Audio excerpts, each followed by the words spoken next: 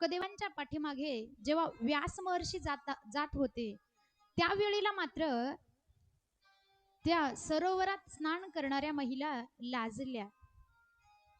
आता लक्ष द्या, शुकदेव हे अवधूत वेशामध्ये 12 वर्षाचे नागवेच निघून गेले. तेव्हा त्यांना पाहून त्या महिलेंना लज्जा नाही आली, पण व्यास महर्षी हे वयाने म्हातारे असून त्यांच्या अंगावरती वस्त्र असून त्या महिला व्यास देवांना पाहिलं की लाजल्या. व्यास महर्षींना प्रश्न पडला, म्हणे माझा मुलगा जो तरुण आहे आणि नागवाच गेला त्याला पाहून तुम्ही लाजल्या नाही किंवा तुम्ही वस्त्र परिधान केले नाही, पण जेव्हा मी त्या ठिकाणाहून जात होतो तेव्हा तुम्ही मला पाहून लाजल्या. एवढंच नाही तर मी म्हातारा तर आहेच आणि माझ्या अंगावरती कापड सुद्धा आहेत, मग तुम्हाला मला पाहून लाज का वाटली? तेव्हा त्या महिलांनी उत्तर दिलं. त्या महिला म्हणाल्या, शुकदेव हे वैराग्यशाली आहेत आणि त्यांच्या मनामध्ये हा भेदभाव नाही की स्त्री आणि पुरुष असतो. त्यांच्या नजरेमध्ये सर्वजण सारखेच आहेत. त्यांना स्त्री आणि पुरुष कळतच नव्हता. म्हणून त्यांना पाहून महिला लाजल्या नाहीत आणि व्यास महर्षींना पाहून त्या लाजल्या का? तर म्हणे तुम्हाला पुरुष आणि स्त्री यातला भेद माहित आहे. बर, शुकदेव एवढे वैराग्यशाली, मग व्यास महर्षी साधारण असतील का? ज्यांनी 18 पुराणांची निर्मिती केली त्यांचे पुत्र शुकदेव हे एवढे ज्ञानवंत, एवढे लाडकी लढीवाळ भक्त भगवंताचे, मग व्यास महर्षींचा अधिकार साधारण आहे का? नाही. म्हणे व्यासांचा जन्म कधी आणि कुठे झाला? त्यांच्या आई वडिलांचं नाव काय आहे? तर त्यांच्या आई वडिलांचं नाव आहे, वडिलांचं नाव आहे पाराशर आणि आईचं नाव आहे सत्यवती. ती सत्यवती म्हणजे तिला 2-3 नाव आहेत. तिचं एक नाव आहे मत्स्यगंधा. का? तर म्हणे तिच्या अंगातून, शरीरातून वास येत होता, दुर्गंधी येत होती माशाची. ती एका केवटाची मुलगी होती. का? तर ही भली लांब सत्यवतीच्या जन्माची, तिकडे गेलं तर मग इकडं लांबत. म्हणून मत्स्यगंधा हिचा जन्म माशापासून झाला होता, म्हणून तिच्या शरीराची दुर्गंधी येत होती. म्हणून तिच्या जवळ कोणी बसायला सुद्धा किंवा तिच्या जवळ तिच्याशी कोणी बोलायचं सुद्धा नाही. मग ती काय करायची तर ती नाव चालवत होती. घरी करमत नाही, गावामध्ये कोणी बोलत नाही तिच्याशी, म्हणून ती काय करायची तर नदीवरती जाऊन नाव चालवायची. असं म्हणतात की तिच्या नावेमध्ये सुद्धा कोणी बसत नव्हतं. का? तर म्हणे तिच्या शरीराची दुर्गंधी येत होती. मग सायंकाळची वेळ होती आणि त्या वेळेला त्या ठिकाणावरती पाराशर महर्षी आले. पाराशर साधारण नव्हे, तपस्वी होते. तपश्चर्या एवढी होती त्यांची की त्यांना समजलं की ही मत्स्यगंधा नावाची जी कन्या आहे, जी मुलगी आहे, तिच्यापासून किंवा तिच्या पोटी भगवान परमात्मा अवतार घेणार आहे. म्हणून त्या मत्स्यगंधाला पाहताच पाराशर महर्षी म्हणायला लागले, मला नदीच्या पलीकडे सोड.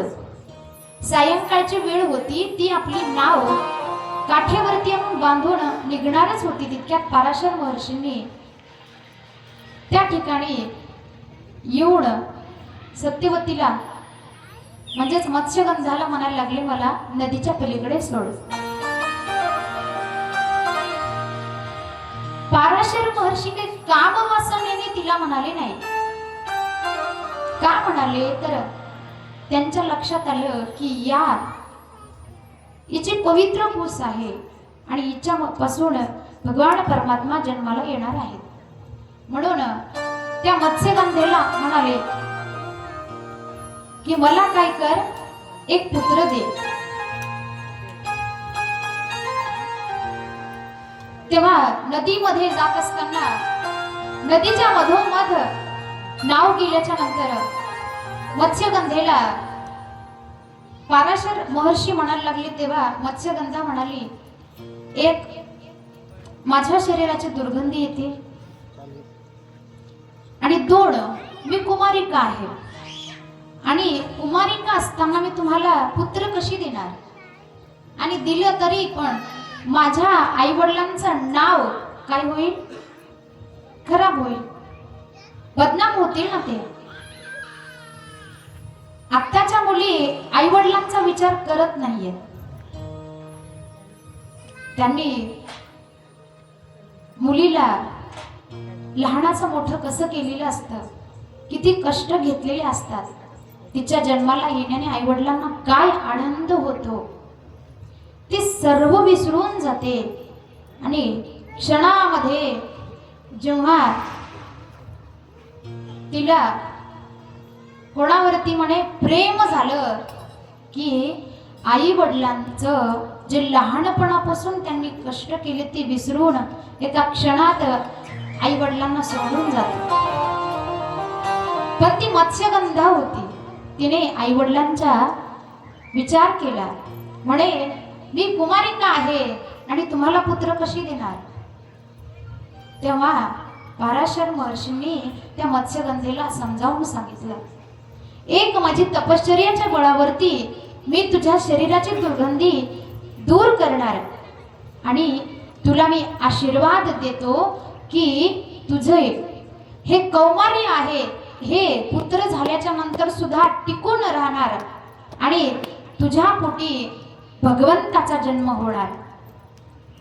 म्हणून तिनं पाराशर महर्षींचं ऐकलं आणि त्या ठिकाणी पाराशर महर्षींनी तिला ठरल्याप्रमाणे आशीर्वाद दिला. तिचं दुसरं एक नाव पडलं. तर कोणतं नाव पडलं म्हणे तिला योजनगंधा म्हणायला लागले.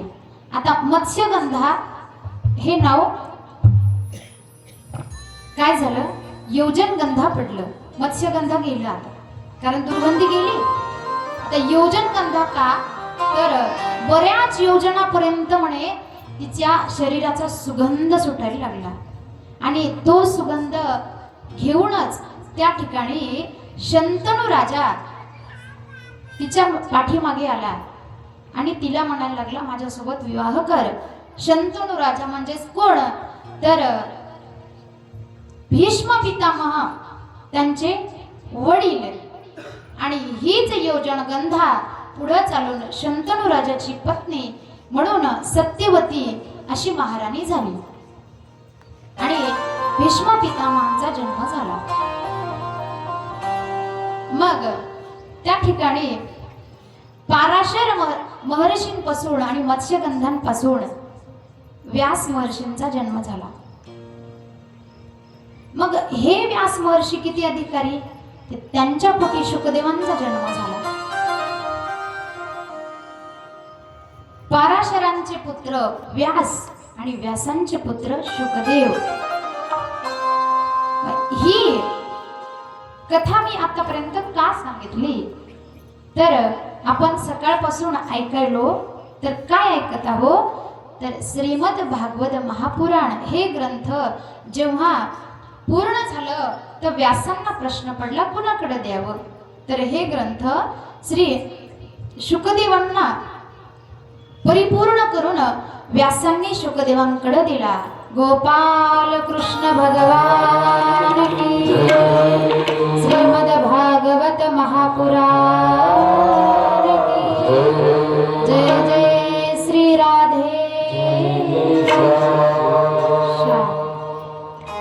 या ठिकाणी शुकदेवांकडे हा ग्रंथ दिला.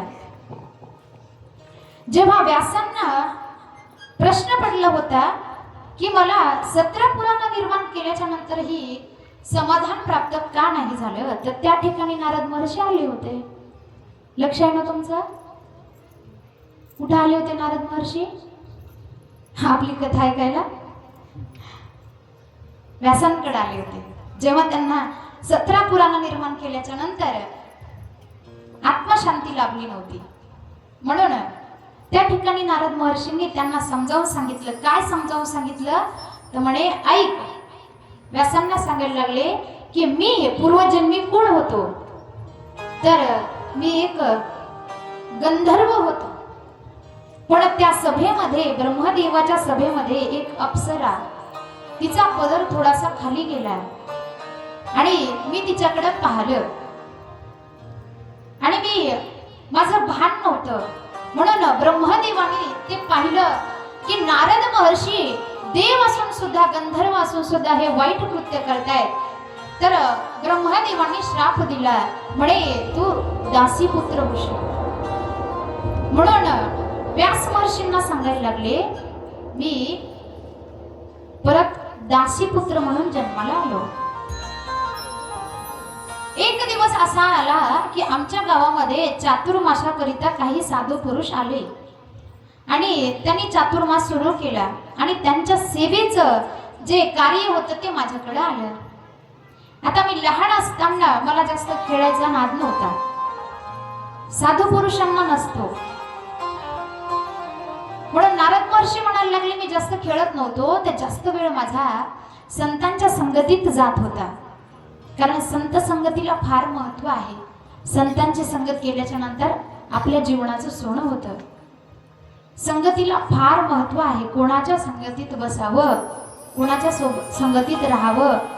संगतीनं माणसाचं खूप काही वाईट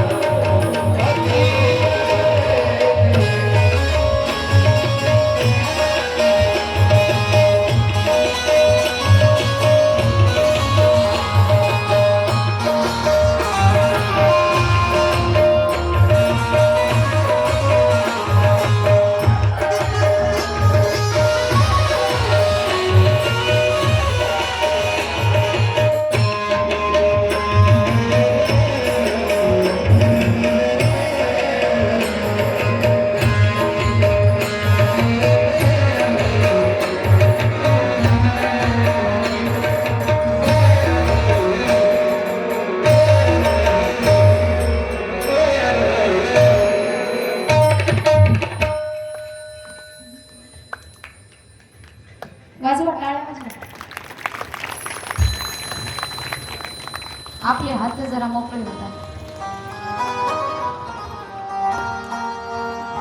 खरं आनंद होतो मला की माझ्या कथेला यांच्यासारखे दिग्गज मंडळी उपस्थित आहेत, म्हणून खरंच कौतुक वाटतं. एकदा जोरदार टाळ्या वाजवा. म्हणून सर्व जागेरे कुठपर्यंत झोपीत राहणारे कुणाकुणाची बनली, ध्रुवजीची बनली, प्रल्हादजीची बनली. त्यांच्या जीवनामध्ये संतांची संगती झाली, नारद महर्षी त्यांची संगती झाली, म्हणून त्यांच्या जीवनाची काय झालं, सोनं झालं. त्यांना अढळ पद प्राप्त झालं ध्रुवजींना. म्हणून नारद महर्षी म्हणायला लागले की त्या गावामध्ये असे काही साधू पुरुष आले, संत मंडळी आली आणि मी त्यांच्या सेवा करण्याच्या कार्यामध्ये लागलो. म्हणून त्यांना माझं कार्य आवडायला लागलं आणि गावामध्ये सर्वजण मला दाशीपुत्र म्हणत होते. दाशीचा पुत्र असल्या कारणाने माझं नाव नव्हतं, सर्वजण दाशीपुत्र म्हणायचे. तुमच्या लक्षात येते ना कोणाला दाशीपुत्र म्हणायचे? नारदांना. नारद महर्षी व्यासांना त्यांचं जीवन चरित्र सांगायले. कधीचं? पूर्वजन्मीचं, म्हणजे अगोदरचं, की मी दाशीपुत्र होतो आणि त्या गावामध्ये साधू संत आले, त्यांची मी सेवा करायला लागलो. सेवा करत असताना भगवंताचं नामस्मरण, त्यांच्या कथा, त्यांच्या लीला श्रवण करत असताना मला त्यांच्या नामस्मरणाची गोडी लागली. म्हणून मी त्यांच्या कथेमध्ये रोज बसायला लागलो. सुविधा आहे की थोडाही सिस्टीमचा आवाज कमी झाला की आपण त्यांना म्हणतो थोडासा वाढवा. पण त्यावेळी सिस्टीम वगैरे होती का? नारद महर्षी हे लहान होते तेव्हा नारद महर्षी पाठीमागे बसायचे, श्रवण करायचे, कथा श्रवण करण्यासाठी.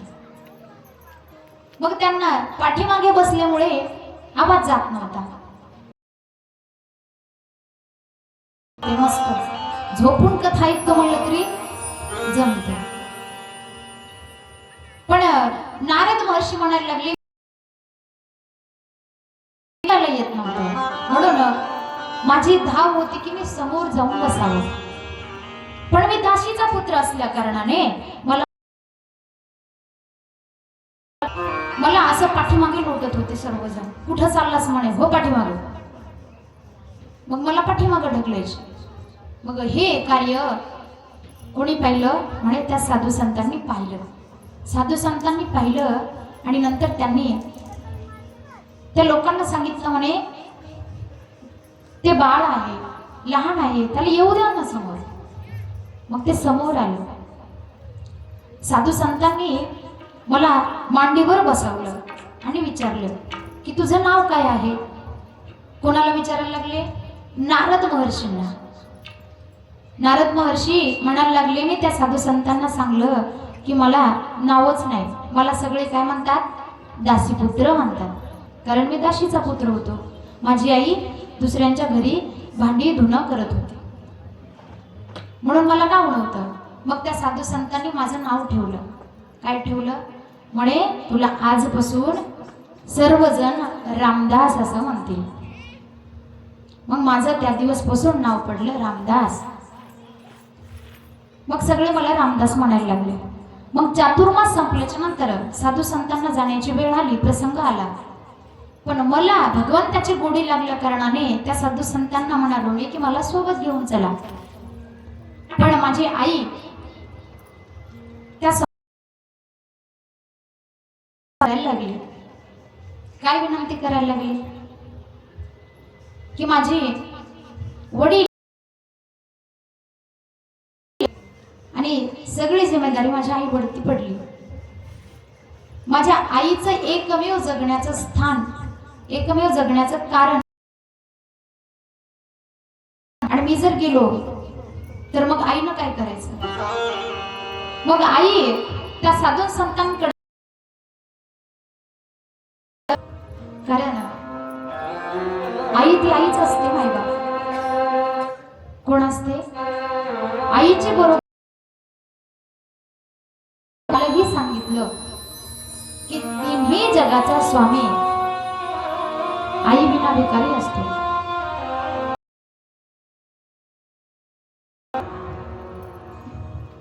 ज्यांना आई नाही,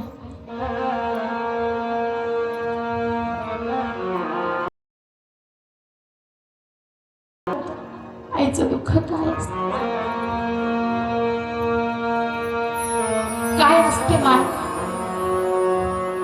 एकमेव ती फक्त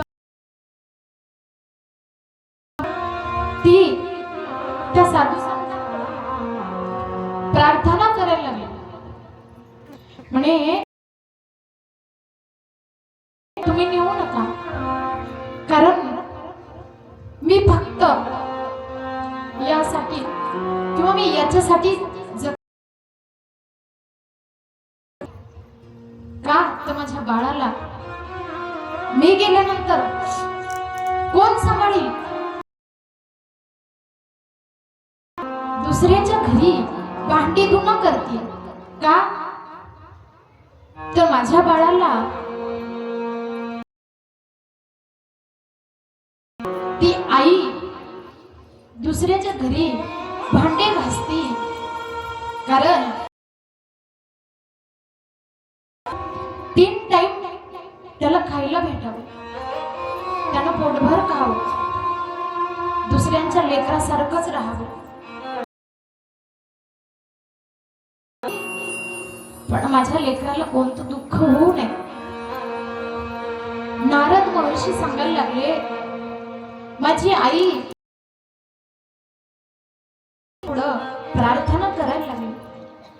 माझ्या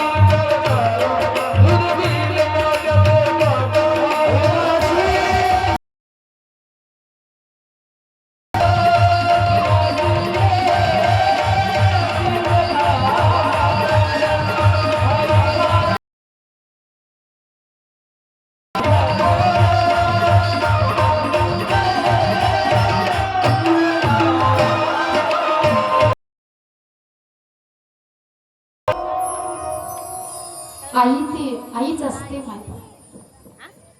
किती आईचे उपकार, आईचे उपकार फेडूच शकत नाही. आई मायेचा सागर आहे. आई माझी मायेचा सागर, दिला तिने जीवन बडी है माँ. सगळ्यात मोठं स्थान देवापेक्षाही, कारण सगळ्यांना माहिती. उदाहरण जर घ्यायचं म्हटलं तर आजही पंढरपुरामध्ये युगे 28 लोटली तरी आजही उभा आहे. का उभा आहे?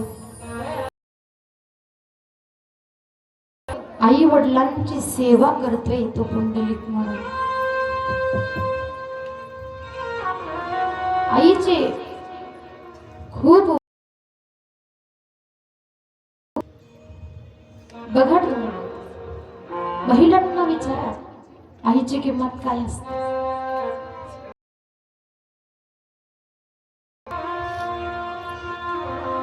महिलांना आपल्या माहेरी जावडतं 4 दिवस, पण ज्यांना माय नाही पण जाऊ वाटत नाही. जोपर्यंत आई आहे तोपर्यंतच जावं वाटतं. का?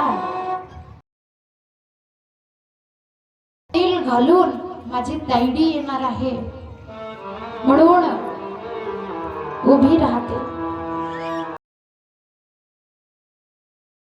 का? त्याला लावलेलं तव्याचं काळं, एकामध्ये हातामध्ये तांब्यावर पाणी. येणारे खूप दिवस झाले घरी आली नाही. ताईनं आवाज दे, आई. तेव्हा आई म्हणते, थांब ताईडे, तिथंच थांब, उंबरठा ओलांडू नको. का? आईला आपल्या ताईडीहून नांदून आलेली असते ना तिची लेक, तिला माहित असते. म्हणून आणि जेव्हा ताईडी घरी येते तर ती आई कितीही बिमार असू द्या,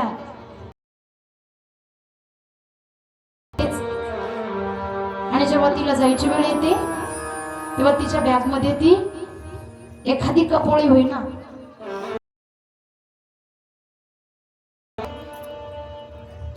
तिच्या घरी भले भरपूर असू द्या तिला, पण ती घरचं माझ्या ताईला. आणि जेव्हा आई गेलेली असते ना तेव्हा अपेक्षा, पण भावाकडे पाहून यावं लागतं. आणि जेव्हा येते तेव्हा आपल्या बहिणीला,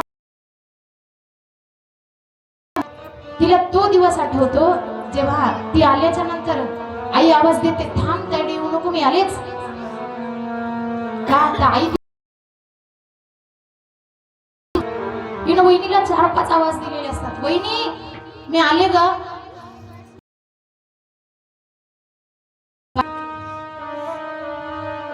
तिला तो दिवस आठवतो. वहिनी तर येतच नाही बाहेर.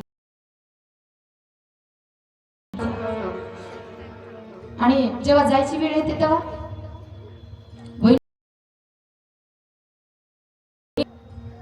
तिला तो दिवस आठवतो. कोणता? ज्यावेळी ती परत आपल्या घरी जाते, पण ती जाताना वहिनी तिची बॅग पाहत सुद्धा नाही. पण झालं तर चेक करेल की घरून काही. बऱ्याच ठिकाणी परिस्थिती चालू आहे. नारद महर्षी म्हणायला लागले, त्या संतांपुढे प्रार्थना करायला लागली की माझ्या मुलाशिवाय मला दुसरं कोणीच नाहीये, तुम्ही त्याला नेऊ नका. पण आई आडवी येते. संत असतात, संतांना नको वाटतं, घरदार नको वाटतं, माया मोहन की मला या आईमुळे अडचण होती. मग संत नारद महर्षींना तुझी आई, तुझ्या आईचा तू आसरा आहेस आणि तू निघून गेल्यावर आईचं काय होणार आहे, तेव्हा तुझा सगळ्यात मोठा धर्म, तुझं कर्तव्य काय असेल तर तुझ्या सोडून जर तू आमच्या सोबत आलास तर हे चुकीचं ठरेल. म्हणून तू काय कर, तुझी आई आहे तोपर्यंत निघून जातात. नारद महर्षी आणि आई दोघे घरी जातात. नारद आई जर गेली तर किती चांगलं होईल, कारण ते साधारण मनुष्य नव्हते ना. अडचण होती, आईचं करावं लागते म्हणून अडचण होती. आईचं वडिलांचं करावं लागतं, पण ते संत होते. नारद महर्षी त्यांना मोहामध्ये अडकायचं नव्हतं, म्हणून त्यांना वाटत होतं आई नको होती. आणि आपण काय करतो, संसारासाठी आई वडील नको म्हणतो का, तर म्हणे बायको म्हणते की आई जण माझं पटत, म्हणून तो बिचारा फसतो. ऐकून बोलावतं बायको रागवते, बायको कोण बोल, पण संसार तर बायको सोबत करायचा, म्हणून आईला नेऊन सोडतो. मग नारद महर्षी म्हणायला लागले,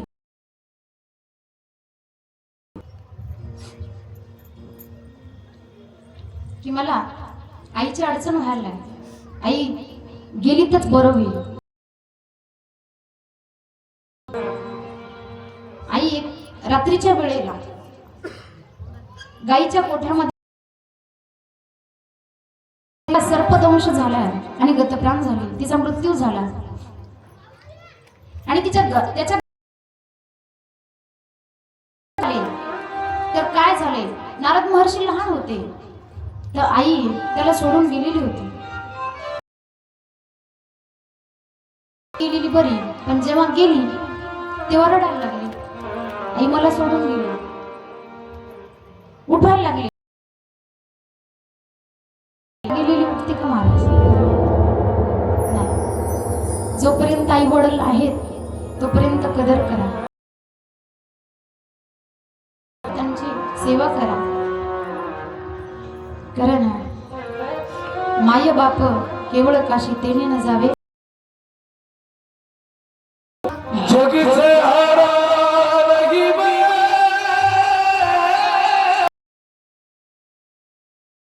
खुद से हारा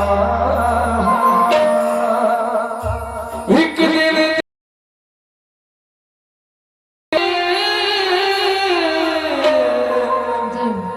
तेरा सितारा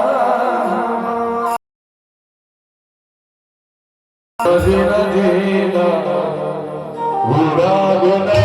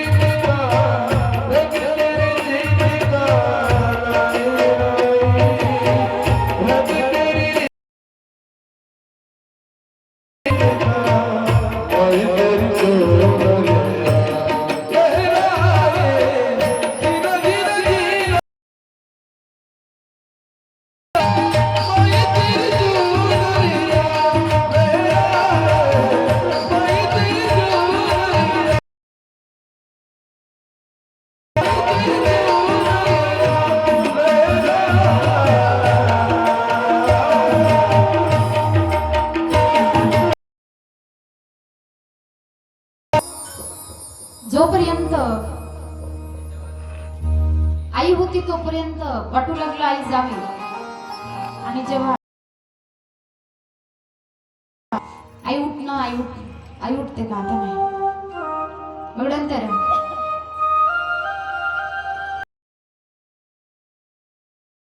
अंत्यक्रिया ही झाली. 4 दिवस गलीतल्या बायकांनी जीव घालावं. 4 दिवसाच्या नंतर मग काय झालं, मग रामा एवढं काम करशील का, नंतर पाणी भरशील का, नंतर तुला खायला देते. मग असं सुरू झालं की त्या रामदासाला आईची आठवण यायला लागली. माझी आईनं कधी माझ्याकडून काम करून घेतलं नाही. उलट माझी आई म्हणायची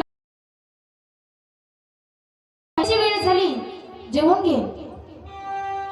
मी आईला नको म्हणायचो. माझ्या आईनं मला कधी काम सांगितलं नाही, कोणतं काम करून घेतलं नाही. नंतर आईची किंमत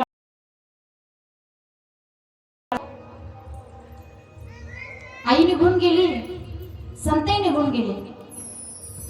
बघ निघाला उत्तर दिशेकडे, निघाला आणि वनात जात असताना त्या ठिकाणी परत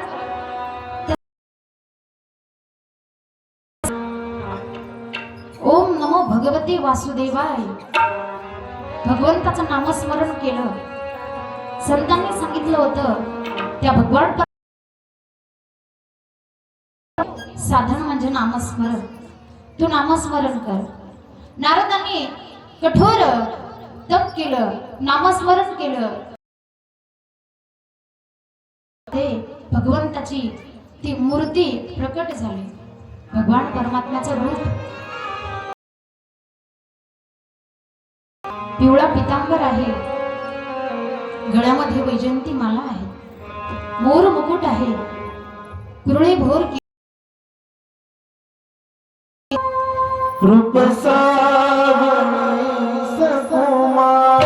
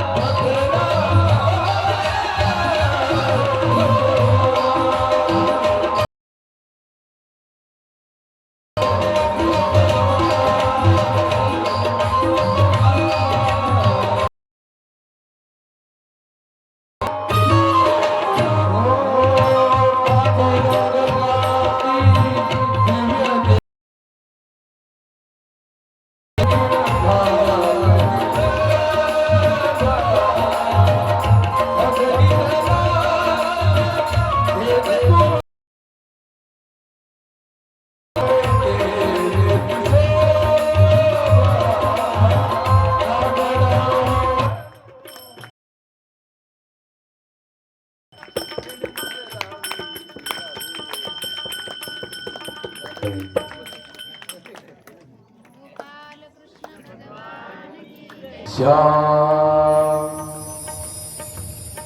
नारद महर्षींनी भगवंताचं नामस्मरण केल्याच्या नंतर त्यांच्या हृदयामध्ये भगवंताची मूर्ती प्रकट झाली. सावळ असं भगवंताचं रूप आहे. मकराकार कुंडली त्याच्या कानामध्ये आहे. मोर मुकुट आहे, पिवळा पितांबर आहे. श्याम सुंदर असं वर्ण म्हणजे भगवान परमात्म्याचं रूप आहे. ते रूप पाहिलं नारद महर्षी आनंद झाला त्यांना. ती छवी त्यांच्या हृदयामध्ये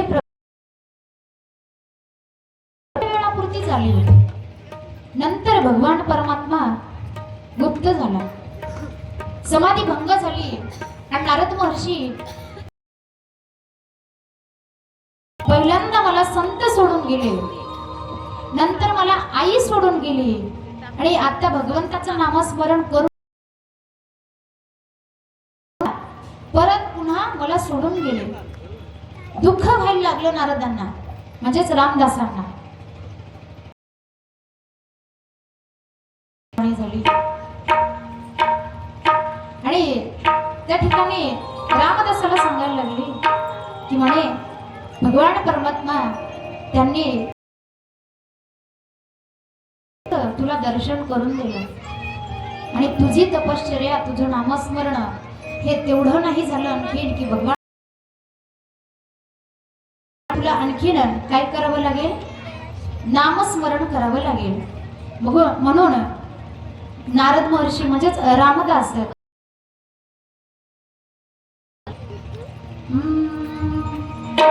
गोविंद राधे गोविंद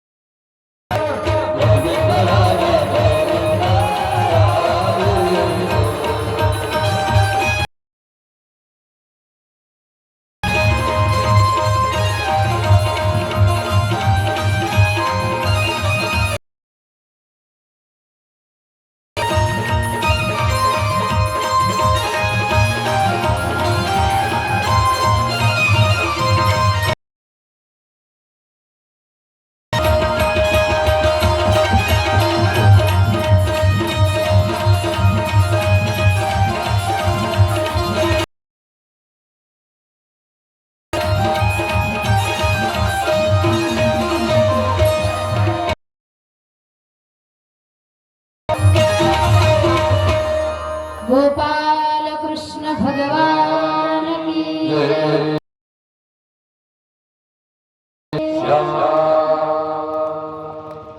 नारद महर्षींनी भगवंताचं नामस्मरण करायला सुरुवात केली.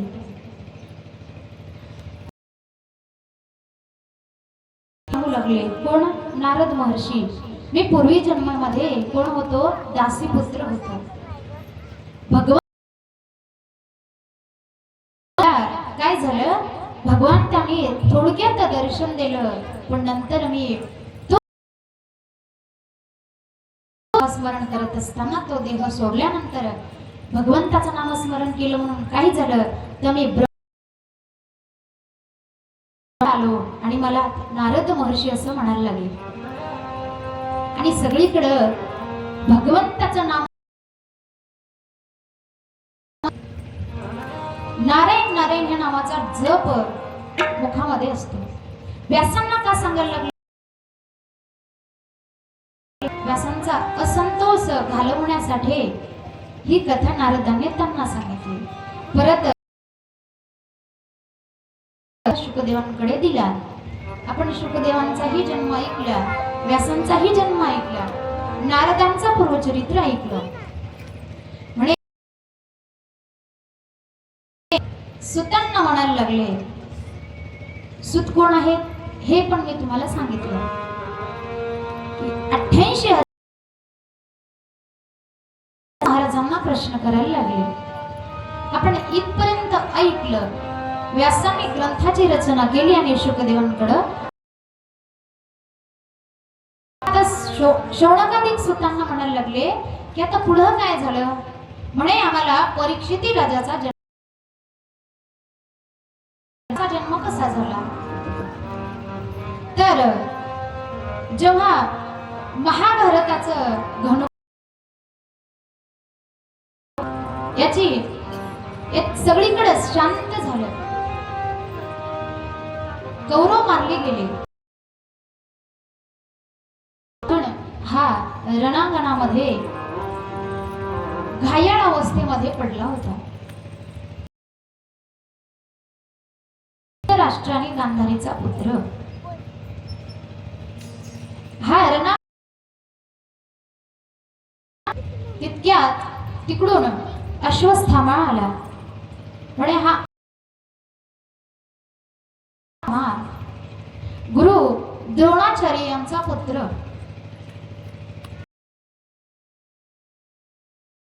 देवतांचे गुरु,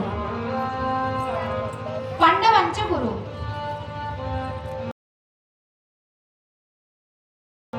ती गुरु द्रोणाचार्यांनी दिली आणि त्यांचा पुत्र म्हणे अश्वस्थाम्या. दुर्योधनाचा मित्र. आणि मित्र कसा असतो, सुखामध्ये तर साथ देतोच, पण मित्र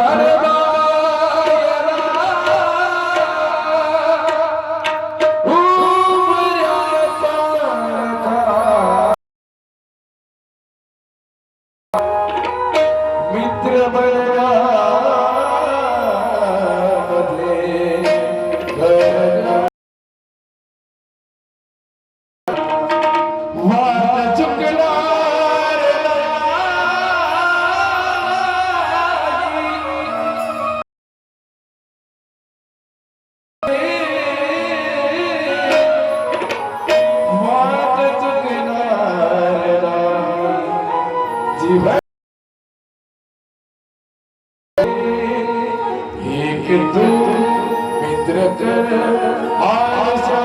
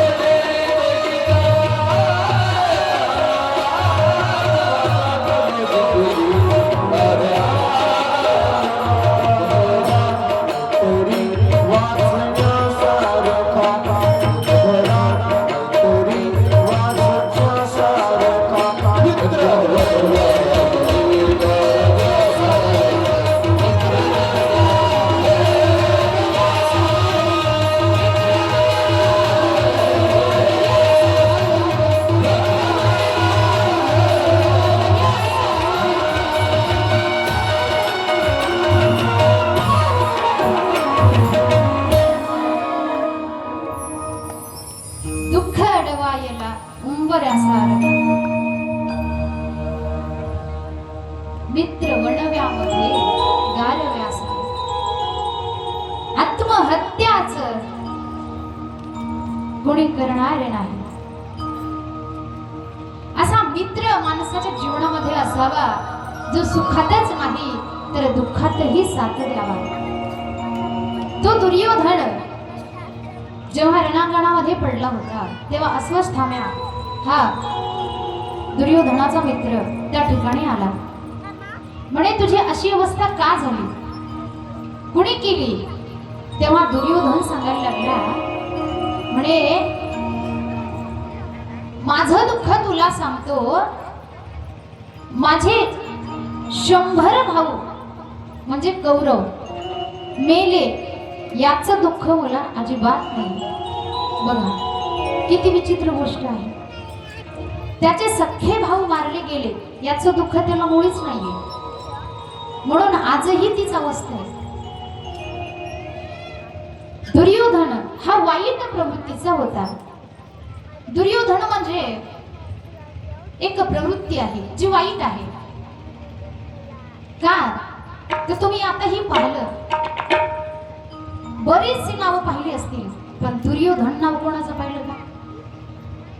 आहे का आपल्या जवळा बाजारामध्ये दुर्योधन? नाही. दुर्योधन कोण होता? वाईट होता. तो म्हणाला माझे 100 भाऊ मारले गेले याचं दुःख नाहीये, पण दुःख कशाचं आहे तर म्हणे पांडवांचे 5च भाऊ आहेत पण त्यातले एकही मेलं नाही याचं दुःख आहे. पांडवात किती आहे? 5 पांडव, त्यातील एकही मेलं नाही त्याचं मला दुःख आहे. आपली परिस्थितीच अशी आहे की आपण दुसऱ्याचं वाईट कसं होईल यातच जीवन घालवतो. आपलं चांगलं होईल, आपण आपलं चांगलं कसं व्हावं या मागे लोक कमी धावत आहेत, पण तो समोर गेला त्याला मागं कसं घ्यावं यातच लोक जास्त व्यस्त आहेत. त्याला पुढं मात्र अजिबात जाऊ द्यायचं नाही. पण त्यानं मागे ओढल्यामुळे तो मागे येणार आहे का? कारण पांडवांसोबत कोण होता? भगवान परमात्मा होता. बघ पांडवांना कसं काय होणार? दुर्योधन पांडवामधील एकही मेला नाही अश्वत्थाम्याला सांगायला लागला. आपल्यातही असं व्हायला लागलं की दुसऱ्याचं वाईट कसं होईल, म्हणे दुसऱ्याचं बरं झालं की आपल्याला चांगलं वाटतच नाही. एक व्यक्ती डॉक्टरांकडे गेला. डॉक्टरांना म्हणायला लागला, डॉक्टर खूपच त्रास होतोय हो मला, म्हणे कशाचा? पोटाचा. खूप पोट दुखते म्हणे माझं, काहीतरी करा. डॉक्टर म्हणायला लागले बाबा करू, पण केव्हापासून दुखायला लागलं, कधीपासून दुखायला लागलं, तू काय खाल्लं, खाऊ नको ती वस्तू खाल्ली असेल म्हणून तुझं पोट दुखायला लागलं.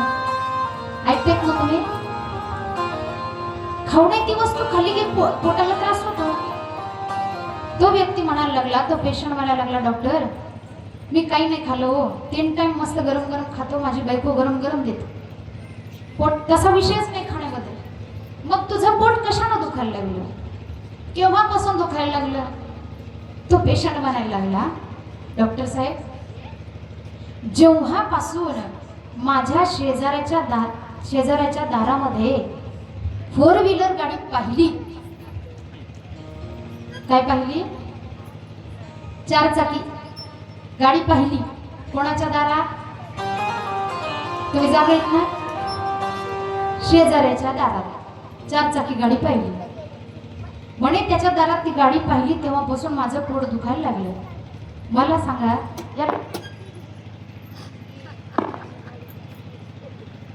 याला किती गोळ्या दिल्यावर याचं पोट राहील? डॉक्टरांनी अख्खा डबा दिला तरी याचं पोट राहील का? नाही राहणार. का? दुसऱ्याचं वाईट पाहतोय, दुसऱ्याच्या दारामध्ये गाडी पाहिली म्हणे तेव्हापासून माझं पोट दुखायला लागले. असे वाईट प्रवृत्तीचे लोक आहेत. म्हणजे दुसऱ्याचं बरं होऊ नये तसा हा दुर्योधन वाईट होता. त्याला वाटायला लागलं पांडव कस काय वाचले, त्यातील मरायला पाहिजे होते ना, आमचे 100 मेले, मग त्यातील एखादा तरी मरायला हवा होता, का नाही मेला? मग अश्वत्थामा कोण होता? दुःख अडवायला उंबऱ्यासारखा असा मित्र होता. मग अश्वत्थामा म्हणायला लागला दुर्योधना तू नको काळजी करू, आता ते पांडव सकाळचा सूर्य नाही बघणार, मी त्यांना मारून टाकेल. दुर्योधन हसला म्हणे आमचे युद्ध किती दिवस झालं चालू आहे, त्यातून एकही वेळा नाही, आणि तू सकाळचा सूर्य नाही पाहिला म्हणजे 5ला 5 पांडव कसे मारणार? अश्वत्थामा म्हणायला लागला मी मारणार, मी तुला वचन देतो. मित्राने मित्राला वचन दिलं, पांडवांना मारणार. मग आला हे भगवान परमात्म्याला कळाले. तो भगवान परमात्मा पांडवांच्या सोबत, पांडवांच्या सार्थक करणारा त्यांचा सारथी मागे पुढे उभा राहे सांभाळित हरिया घाद निवाराया. त्यांचं प्रत्येक दुःखाचं निवारण भगवान परमात्मा करणारा. अश्वत्थामा आणि दुर्योधन हे दोघं काय प्लॅन करतात हे भगवान परमात्म्याला कळालं. मग भगवंताने पांडवांना सांगितलं की मला तुमच्याशी बोलायचे, आपण थोडं दूर जाऊया. कारण भगवंताला कळलं होतं की अश्वत्थामा मारायला येणार आहे, आणि युद्धभूमीवरती कुरुक्षेत्रावरती ते आपले आपले पाल बघून राहिलेले होते. त्यामध्ये पांडव भगवंतासोबत गेले. पांडवांचा भगवंतावरती किती विश्वास होता सांगू? भगवंताने एक शब्द टाकावा, भगवंत चला म्हणाला की पांडव निघाले. आपलं असं असतं कोणी काही म्हटलं की त्याच्या मुळापर्यंत आपण जातो, नेमकं काय होत आहे, तू कशासाठी बोलवत आहे आणि मला काच येत आहे. पण पांडवांनी भगवंताला विचारलं नाही की देवा आपल्याला कुठं जायचंय, का जायचंय. एवढी भक्ती भगवान परमात्म्यावर. उगाच नाही भगवान परमात्मा त्यांच्या सोबत राहतो, तो काही रिकामा आहे का कोणासोबत राहायला? आपली द्वारका सोडून पांडवांसोबत भगवान परमात्मा राहिला. मग भगवान परमात्मा त्यांना घेऊन दूर गेला. असं वर्णन आलेलं आहे की भगवंताने द्रौपदीचे जे 5 पुत्र होते त्या 5ही पुत्रांना सुद्धा सांगितलं होतं की तुम्ही सुद्धा सोबत चला, कारण भगवंताला माहित होतं की अश्वत्थामा येणार आहे. पण असं म्हणतात की भगवंताचं ऐकलं नाही की माणसाचे काय होते, दुर्गती होते. तसंच होते ना, आपण भगवंताचं ऐकतच नाही. भगवंताचं ऐकलं की आपलं हित होतं आणि भगवंताचं नाही ऐकलं, संतांचं नाही ऐकलं की आपलं अहित होतं. द्रौपदीचे जे 5 पुत्र होते ते म्हणाले, देवा फार थकलोय, झोप येत आहे, तुम्ही जा, आम्ही झोपतो. ते झोपले, ते कायमचे झोपले, कारण भगवंताचं ऐकलं नाही. पांडवांना घेऊन परमात्मा गेला, अश्वस्थाम्य आला आणि पांडव समजून त्या द्रौपदीच्या 5ही पुत्रांना मारलं. त्यांची 5ही शिरं सोबत घेऊन गेला. त्याला माहित होतं दुर्योधनाला विश्वास नाही बसणार. 5ही मुलांचे शिरछेदन करून सोबत घेऊन गेला. सोबत घेऊन गेला आणि दुर्योधनाला म्हणाला, बघ मी पांडवांचा नाश करून आलोय, एकही पांडव जिवंत नाही. दुर्योधन म्हणाला, शक्यच नाही. वैरी जरी असला तरी कट्टर विश्वास होता, कारण त्याला माहित होतं की पांडवांसोबत कोण आहे, भगवान परमात्मा आहे. त्यांना कसं काही होणार. म्हणजे आम्ही इतके दिवस झालं प्रयत्न करतोय, आम्ही त्यातील एकही पांडव मारू शकलो नाही आणि तू 5च्या 5 पांडव मारले. दुर्योधन म्हणाला, विश्वास बसत नसेल तर हे बघ, मला माहित होतं तुला विश्वास बसणार नाही, म्हणून मी त्यांची शिर घेऊन आलोय, म्हणजे मुंडके घेऊन आलोय. पहा म्हणे पांडव आहेत का नाही. पाहिलं दुर्योधनानं तर दुर्योधन म्हणाला, मूर्खा, म्हणे वैरी जरी असला तर तुझ्या अंतःकरणामध्ये एवढी पण दया नव्हती का की तू पांडवांचे पुत्र घेऊन आलास.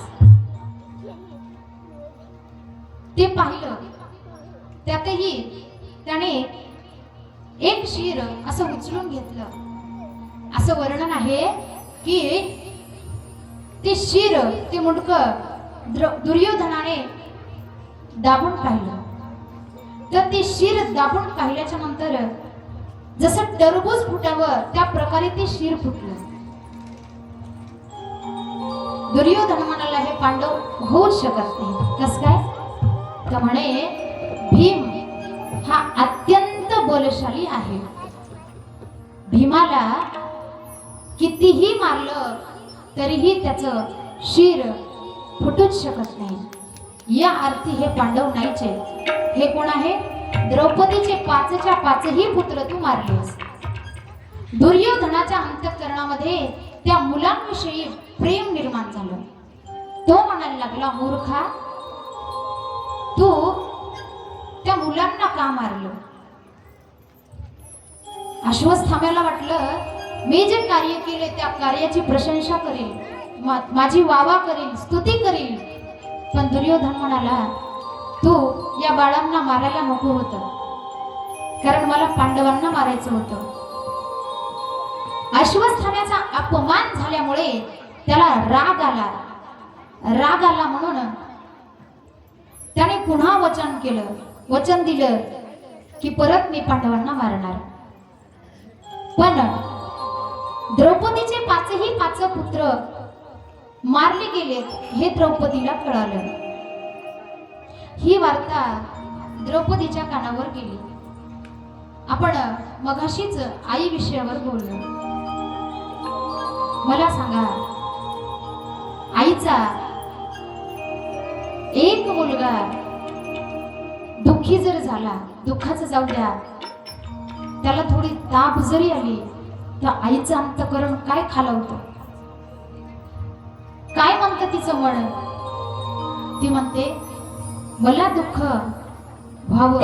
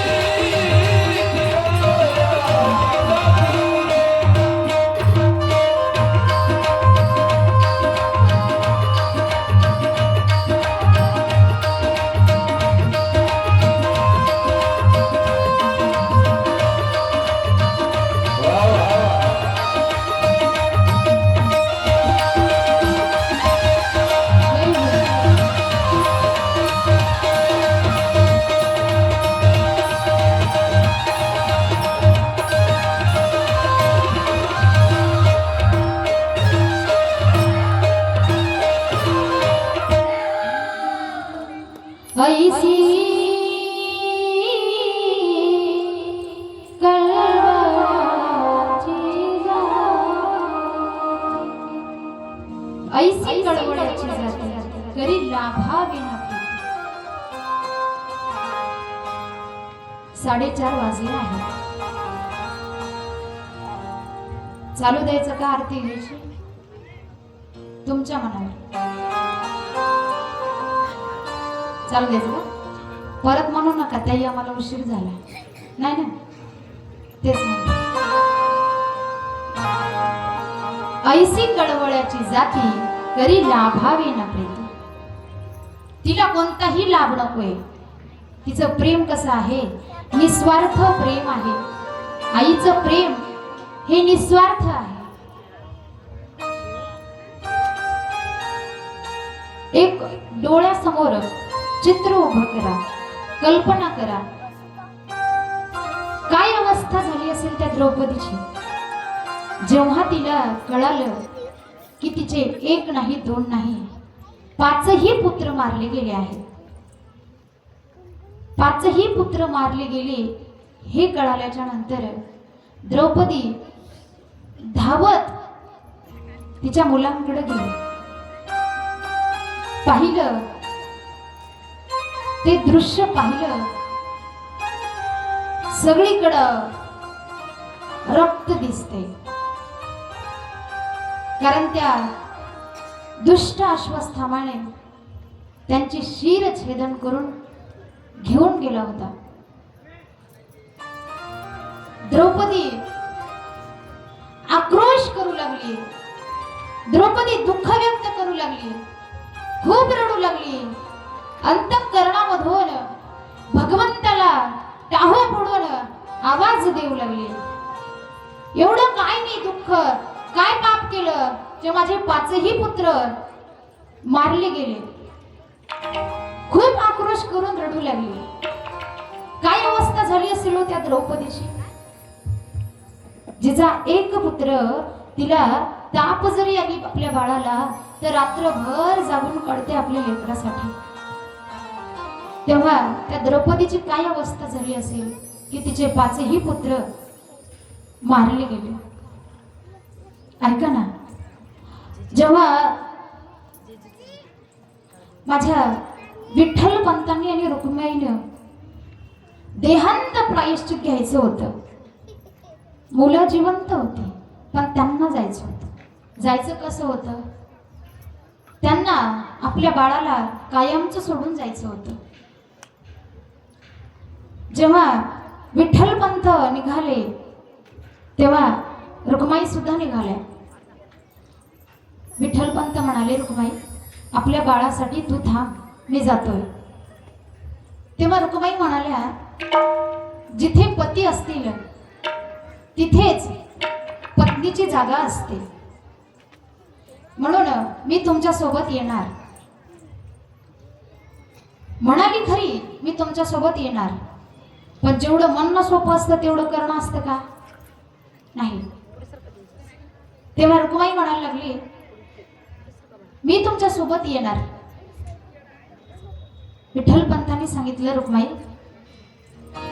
तुम्ही मुलांना सोडून नाही येऊ शकणार का? तर विठ्ठल पंतांना माहित होतं आईचं अंतःकरण कसं असतं. पण रुक्मिणी आई साहेब म्हणाले, मी येतेच, तुमच्या सोबत येते. तुम्ही नाही येत म्हणल्यावर माझं थांबून काय काम? भगवान परमात्म्याने आपल्यावर अशी वेळ आणलीच आहे तर तोच यांचा सांभाळ करेल. निघाले दोघं. जायच्या अगोदर आदल्या दिवशी रुक्माईला माहित होतं आम्हाला आता रात्र झाली, सकाळी सकाळी जायचंय. तेव्हा रुक्मिणी आई साहेबांनी रात्री पुरणपोळीचा स्वयंपाक केला. ऐकतायत ना तुम्ही? पुरणपोळीचा स्वयंपाक केला आणि रुक्माई स्वयंपाक करत असताना जड अंतःकरणाने स्वयंपाक करू लागल्या. का? तर त्यांना माहित होतं की मला सकाळी जायचंय. आपली लेकरं अनाथ होणार आहे, कायमस्वरूपी आपण सोडून जाणार आहोत. म्हणून स्वयंपाक करत करत रुक्माई रडायच्या. आणि स्वयंपाक बनवून झाल्यावर निवृत्ती दादा ज्ञान दादा, सोपान दादा सर्वांना जेवायला वाढलं, पण मुक्ताईला मांडीवर घेतलं. का? मुक्ताई लहान होत्या ना, सर्वात 5 वर्षाच्याच होत्या. तेव्हा मुक्ताईला घास भरवला आणि ज्ञानदादांना घास भरवला. सगळ्यांना आपल्या हाताने जेव घालते रुक्मिणी आईसाहेब. का जेव घालते? तर परत हा क्षण येणार नाहीये. कारण कायमस्वरूपी रुक्मिणी आईसाहेब आणि विठ्ठल पंत त्यांना सोडून जाणार होते. त्यांच्या डोळ्यातलं पाणी मुलांना नाही दाखवलं, पण त्यांनी हाताने जीव घातलं, झोपी घातली मुलांना आणि निघाले. जेव्हा जायचा प्रसंग आला तेव्हा एक पाऊल उंबरठ्याच्या आत आणि एक बाहेर. रुक्मिणी आईसाहेबांची अवस्था काय असेल कल्पना करा. आपल्या मुलाला कायमस्वरूपी सोडून जायचं असेल, आपला मुलगा आता शिक्षणासाठी जरी बाहेर जात असेल तर आईला काय वाटतं? जाऊ नये, पण जावं लागतं, कारण शिक्षण महत्वाचं असतं ना. आणि आपण आपल्या प्रेमामध्ये मुलांना बांधून ठेवलं तर मुलगा वाया जातो, म्हणून त्या मुलाला जाऊ द्यावं लागतं. पण मुलगा